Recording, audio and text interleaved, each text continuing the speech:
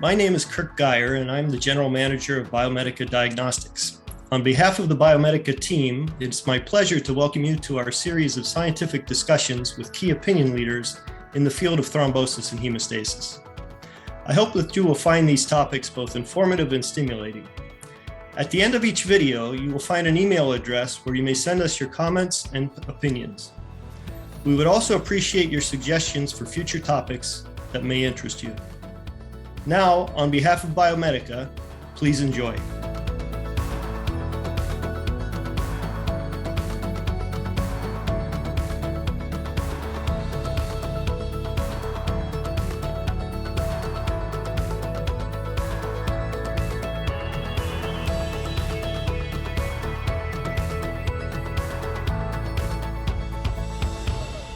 Hello and welcome to Coag Conversations, an educational series sponsored by Biomedica Diagnostics of Windsor, Nova Scotia, Canada.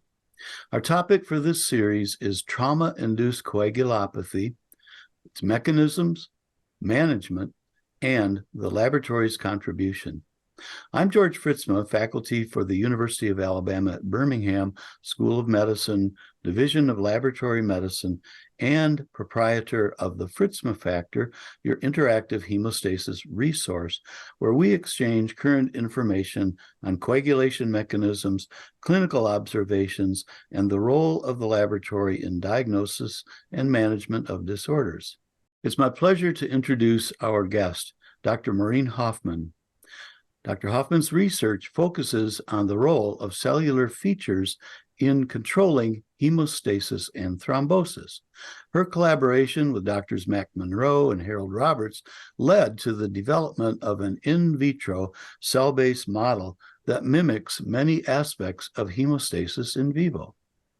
Their work has clarified why the deficiency of factor VIII or factor IX in hemophilia leads to such a severe bleeding tendency, and how hemostatic agents such as prothrombin complex concentrate and recombinant activated factor VII enhance thrombin generation. Dr. Hoffman has clinical interests in component and pharmacologic therapies for bleeding disorders and laboratory monitoring of anticoagulants and transfusion therapy. Dr. Hoffman obtained her MD and PhD in pharmacology and toxicology from the University of Iowa. She completed residency training in anatomic and clinical pathology at Duke University in Durham, North Carolina. Dr. Hoffman's current position is as professor of pathology at Duke University and director of the transfusion service and core laboratories at the affiliated Durham VA Medical Center. She has authored or co-authored over 200 journal articles and 15 book chapters, and has lectured extensively in the U.S. and internationally on basic and clinical laboratory aspects of coagulation. She was recently honored with an esteemed career award from the International Society on Thrombosis and Hemostasis. We continue today with a review of current trauma-induced coagulopathy management. Dr. Hoffman, please describe your transfusion medicine's department approach to TIC management. Thank you so much, George. Usually when a patient arrives at the hospital, the blood bank provides a cooler or multiple coolers that have components in what we consider nowadays to be a desirable ratio. So that is, we provide red cells and plasma in about a 1-to-1 ratio. And depending on what the emergency department physicians tell us is likely to be the transfusion need, that might be 2 and 2 or 4 and 4. And they are available immediately to the emergency department when the patient arrives. We then provide one apheresis platelet after the first cooler. So when the second cooler, again, of 4 and 4 is requested. We usually provide a platelet along with that and encourage the clinicians to get some lab values, including a fibrinogen level. And based on that fibrinogen level, we may also provide cryoprecipitate. So it is very empirical, at least to start with, based on the clinician's impression of the rate of bleeding and the patient's clinical condition. And as soon as possible, we try to get at least some relevant laboratory values to direct ongoing transfusion therapy. Good, thank you. We'll be talking about some of those lab values in our third presentation, so we won't go into them in detail now. So you're using what they call the balanced blood product approach to treatment. Before you get started, do you try to delineate the mechanism that's happening before starting therapy, or is the therapy pretty much standard? No, we pretty much just try to get blood products in the patient. I think there's good evidence that the sooner you begin appropriate transfusion, the better the patient does. And in people who are destined to undergo a massive transfusion, having a more balanced ratio between the red cells, plasma, and platelets produces better outcomes.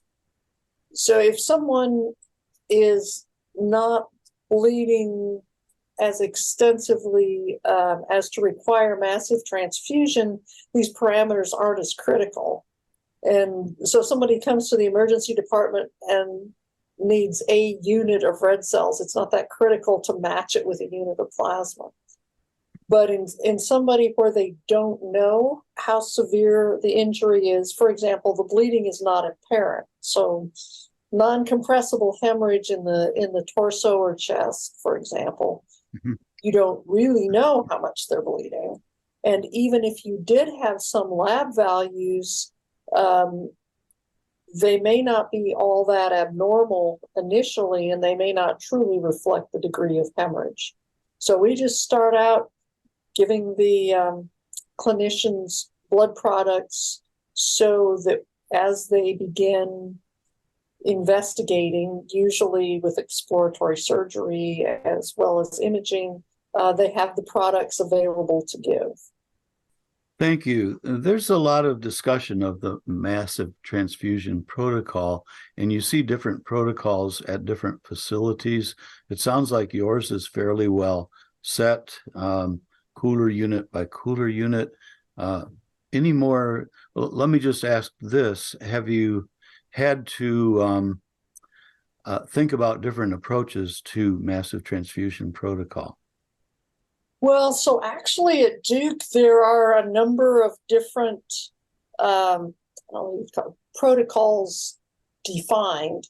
So, for example, obstetric hemorrhage, that can be truly massive. That's one of those situations where you can, have blood on the ceiling.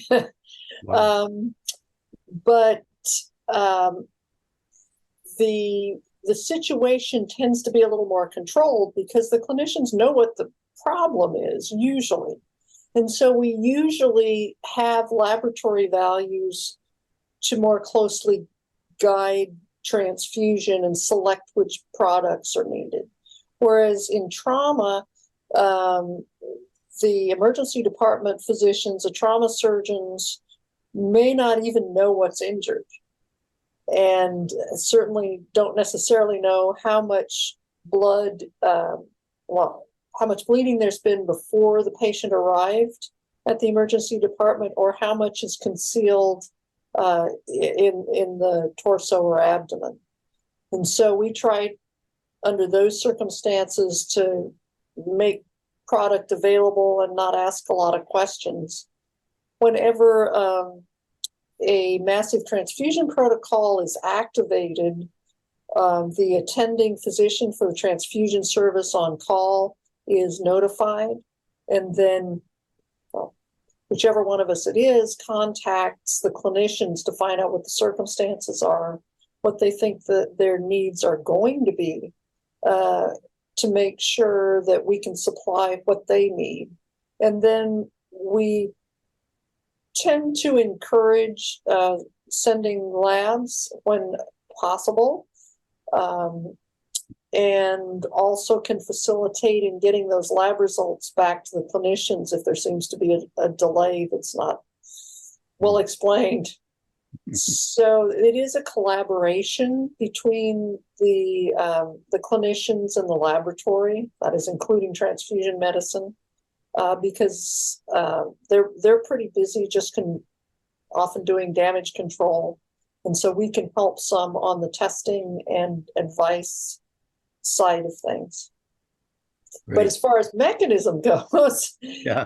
We're all talking about manifestations rather than mechanism at this point. Yeah, that makes sense. And do you dispense thawed plasma, and does that include Group A plasma? Yes, to both questions. So we keep some thawed plasma. We don't keep thawed cryo in general. So that's added down with perhaps a second cooler if needed. We do include some Group A plasma. It depends a little bit on our inventory and on our suppliers' inventories, but certainly patients can tolerate some Group A plasma. And of course, the other thing that the attending does is nag the clinicians to get us a blood sample as soon as possible from the patient, ideally before they get transfused, so that we can have that going and get type-specific components as soon as possible. Because after the first cooler or two, we can usually tailor the components to the patient, and we'd much rather give something other than red cells, for example, if we and as little AB plasma as we can get away with once we actually have some information on the patient. Is anybody still using the colloids that they used to use for plasma expanders? Not if they can help it. So I think the evidence is pretty good that blood products are better than crystalloid or colloids, and especially in terms of preserving that endothelial health and function. And so this is not my part of the game, but it is my understanding that crystalloid, like lactated ringers or something equivalent, may be given when the systolic blood pressure is below 90. So when it looks like there's profound hemorrhagic shock present or in the offing, you would then want to try to maintain blood pressure with some fluid. But in general, if you can avoid giving crystalloid or colloid and give blood products instead, that's by far the more desirable pathway. There were these series of studies, mostly in Europe, I think, that advocated for the use of tranexamic acid and some of the other components, cryo or fibrinogen concentrate, 4-factor thrombin complex concentrate. Has Duke looked into that? They seem to claim that you don't need massive transfusion protocol in 60 or 70% of cases if you're using, say, tranexamic acid. Well, I think so. Our clinicians, that is Duke clinicians, when somebody rolls through the door having suffered apparently significant trauma, they'll want blood products because you just don't know what you're going to find. So sometimes even before the patient's there, if they're on the life flight on the way in, and they've clearly suffered very significant trauma, we'll make sure they have blood products in the emergency department. So, and in some proportion of those, they will get a good look at the patient and go, oh, never mind. But the majority of the time, that's not the case. And so we want to make sure that those blood products are available if they need it. I think there is variation in practice with respect to giving tranexamic acid. The setting where it's given pretty universally is in the military.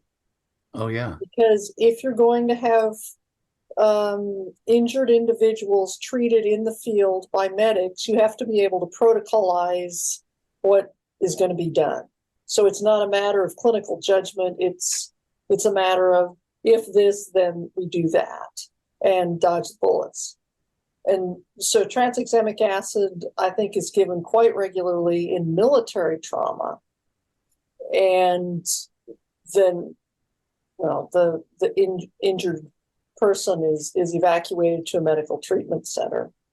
That is not so necessarily true in the civilian setting, I think. Okay. And so definitely some of the patients get tranexamic acid, but not all of them. I think in the setting where people have major vascular damage, that the tranexamic acid doesn't make much difference.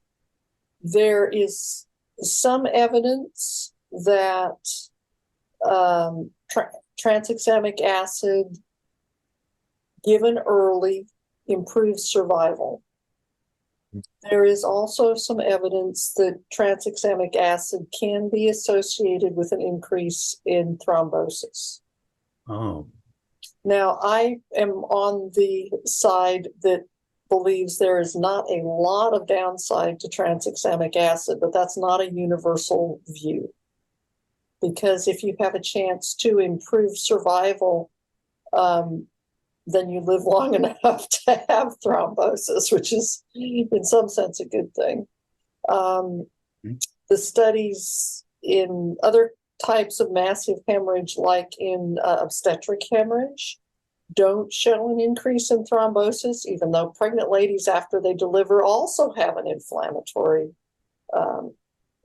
response.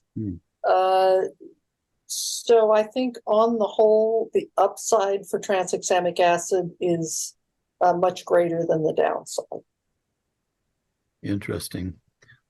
This has very little to do with our discussion, but I just wanted to mention about a year ago, I had knee replacement surgery, and I'm always curious about what they're hanging, when they do the IV. And I said, what are you putting in there? And they said, this is called TXA. Yeah. I was surprised to know that they use that for orthopedic surgery like that. Yeah, so our anesthesiologists regularly do that in, usually not knee replacement, but certainly like hips and spines and a lot of other orthopedic procedures where there's usually a lot of bleeding. The hips, they can have a lot of bleeding. And there is really good data that tranexamic acid reduces the amount of blood products used. That's another one of those things where people don't usually die of that. So you can't say, the outcome's better with tranexamic acid. Right. But clearly the bleeding is reduced. And bone bleeding is kind of a funny thing when you've done surgery with surgical instruments by Black and Decker. There's a lot of oozing from cut surfaces. And I think the tranexamic acid helps that quite a bit. Yeah, that was interesting to me. I was surprised to hear that. And I think maybe the person who was administering it didn't know that I understood what that material was. That wasn't a nonsense word to you. Yeah. And you did mention cryo. Do you use the fibrinogen concentrates, or do you Yes. towards cryo? Yeah, so we use some of each, and that's kind of up to the anesthesiologists. Mm-hmm. Some people, and I think I'm probably in this camp, are of the opinion that you get extra good sticky stuff in cryoprecipitate, like a lot of von Willebrand's factor. that Yeah. helps the platelet function. On the other hand, you get exposure to a biological product that hasn't, really been decontaminated, has a lot of foreign antigens and so on. But I think in terms of improving hemostasis, that cryo is probably better than fibrinogen concentrate. On the other hand, when you give fibrinogen concentrate, you know exactly what you're giving. You can calculate a dose, that sort of thing. Mhm. It has to be obtained in our institution from pharmacy. That's not a bad thing. It's just a different pathway than the transfusion service. So maybe adds a tiny little bit of complexity. But yeah, our trauma folks use both cryo and fibrinogen, probably depending on personal preference and the exact situation. Okay. Here's the big question. Expanding use of a low titer group O whole blood in comparison to the balanced blood products. Where is Duke in using the low titer O blood? Well, so I think we're just tinkering around the edges with that. Mhm. So my opinion about that is that all things being equal, giving relatively fresh, minimally manipulated blood products is going to be better than taking everything apart, adding a bunch of anticoagulant or other solutions, and especially with respect to the platelets, stirring them around and being hard on them potentially, and then putting them back together as you transfuse them into the patient. So in general, I'm in favor of giving whole blood, but the transfusion service has a logistic problem with this because that's not the way we normally transfuse. You have to make arrangements to have the product available. If you have such a busy trauma service that you use lots and lots of this, maybe that's not an issue. I mean, Duke brings in a fair number of trauma cases, but it's not as though you would use large amounts of the low titer group O whole blood, so you run the risk of expiring it. And you have to convince your supplier to produce it for you, because that's not what they usually produce.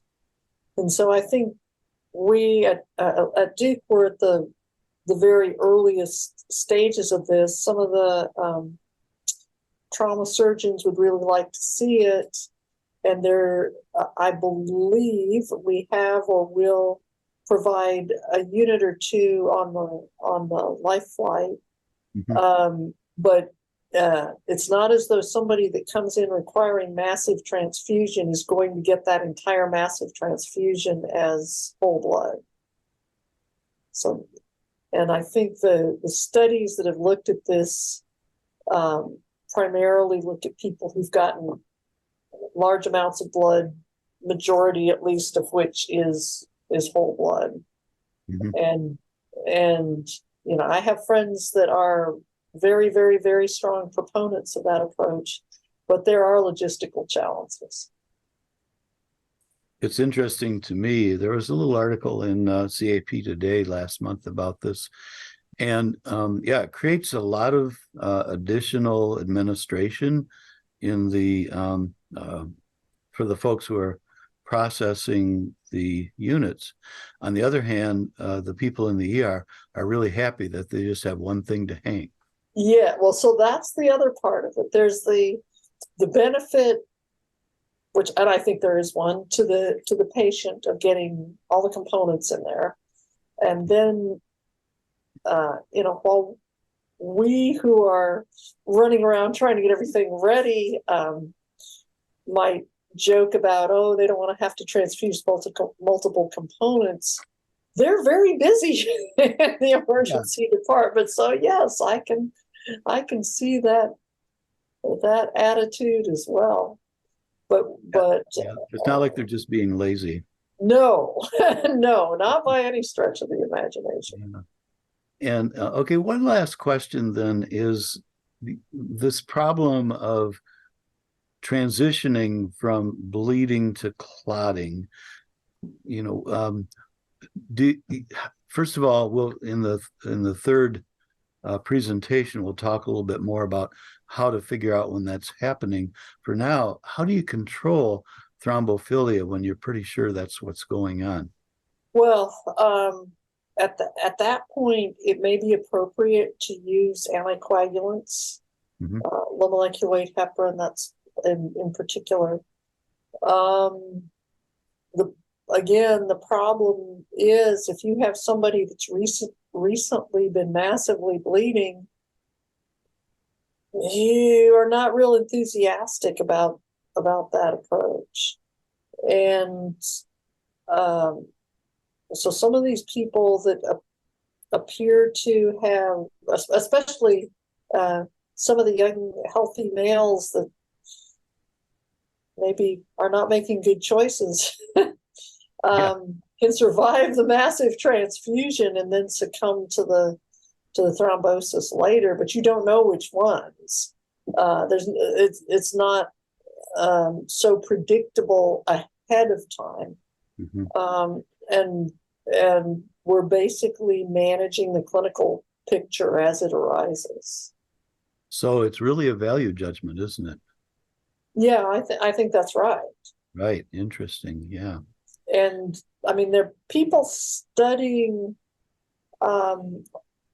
whether we can identify patients who have higher levels of inflammatory markers and are more likely to do badly, and whether we could change treatment ahead of time. So a balanced transfusion strategy may be more important for those people that are likely to be highly inflammatory later on, because if you're keeping your endothelium healthier, that's always a good thing. And you're also providing not just procoagulants, but you're providing a balance of pro and anticoagulants when you give a relatively large amount of plasma. Yeah. And so I think if we can identify the people that are destined to have a really robust inflammatory response, those are the people that are possibly going to benefit even more from a balanced transfusion strategy, for example. Oh, that's interesting, and I'm sure it's difficult to do. I had one last question. So I'm acquainted with Dr. Long Jing, who's at Kansas, and he's done some work with the ADAMTS13 concentrate. And so he was at UAB before he went to Kansas. And I was one day doing a lecture with the residents and going through trauma-induced coagulopathy and multiple transfusion protocol. And I didn't know who Dr. Jing was. He had just sat in. He was new. Well, he said, what if you had something that could stop all this right at the beginning? And so I said, well, sure, yeah, that would be great. But what are you talking about? He was talking about using ADAMTS13 as an initial therapy for people with trauma, maybe even having it, on the helicopters or on the EMS squads. Have you heard? I've not seen anything on that since 2016 or 2017. Have you heard anything like that as a therapeutic approach? I haven't. I'm not sure I would do it at initial resuscitation. That might be something that you would consider later. Or again, I'm speculating here because we don't have data. But I actually think that the ultra-high, so the argument would be that the endothelial cells release very high molecular weight multimers of von Willebrand factor that is kind of analogous to what happens in TTP, thrombocytopenic purpura, Yeah. and can cause platelet aggregation or really agglutination. They're very sticky for the platelets. I actually think that might be a good and adaptive response early on following injury, but certainly not once the inflammatory process begins to get established. And it's not easy to monitor because it's hard to reproducibly do von Willebrand factor multimer studies, at least by running gels by the standard old-fashioned way. Right. And there may be better assays. Well, they're not clinical assays yet. There may be assays that could be utilized to see if you've got a preponderance of ultra-high molecular weight forms at some point following trauma, so that you could then decide which people would need or could benefit from ADAM-TS13, which would then degrade those into more normal sizes, more usual sizes. Yeah. Good. Yeah, that was an interesting thing. I know he's most of his work is concentrated on TTP, of course. So yeah. No, I respect him very much. He's done some really excellent work and some in vitro modeling in a tough disorder. Yes, that's very true. Well, this concludes our second conversation. Dr. Hoffman, thank you again for your expertise. We encourage participant questions and comments, and there's a link on the Biomedica Diagnostics website for you to download a transcript of today's talk and forward your questions or your comments. Please join us next month for conversation number 3, entitled The Laboratory's Contribution to Trauma-Induced Coagulopathy Care. Thanks to Biomedica Diagnostics for sponsoring COAG Conversations, and thank you for your participation.